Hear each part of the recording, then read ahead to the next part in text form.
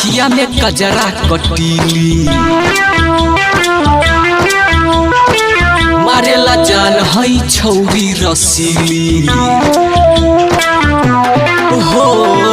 लगा के अखिया में कजरा कटीली मारेला जान हई छौरी रसीली लगा के अखिया में कजरा कटीली मारेला जान हई छौरी रसीली पलहना बा एकर पक्का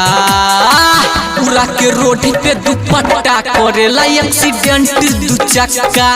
उड़ा के छौरी दुपट्टा करेला एक्सीडेंट दू चक्का हो लगा के अखिया में कजरा कटीली मारेला जान हई छौरी रसीली पलहना बा एकर पक्का उड़ा के रोड पे दुपट्टा करेला एक्सीडेंट दू चक्का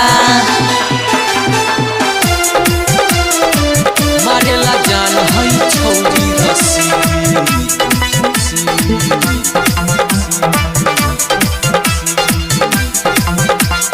तेरी नजर के चल रहल बा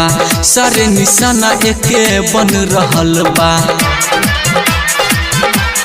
हाय हाय तेरी नजर के चल रहल बा सारे निशाना एके बन रहल बा न जाने कितना ई कइले बा घायल कमर लचा के चल रहल बा कमर से मारेला धक्का पूरा के रोड पे दुपट्टा करेला एक्सीडेंट दू चक्का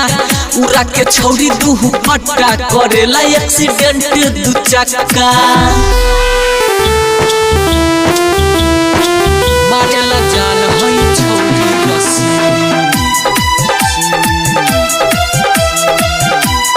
महामाया रिकॉर्डिंग स्टूडियो निर्मलिया चढ़ल जवानी बिजली के तार हो बजे न देवे लाझार हो हाय हाय चढ़ल जवानी बिजली के तार हो बजे न देवे लाझार हो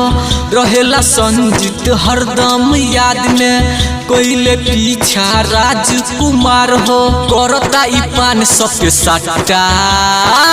उड़ा के रोड पे दुपट्टा करेला एक्सीडेंट दू चक्का उड़ा के छौरी दुपट्टा करेला एक्सीडेंट दू चक्का लगा के अखिया में कजरा कटीली मारेला जान हई छौरी रसीली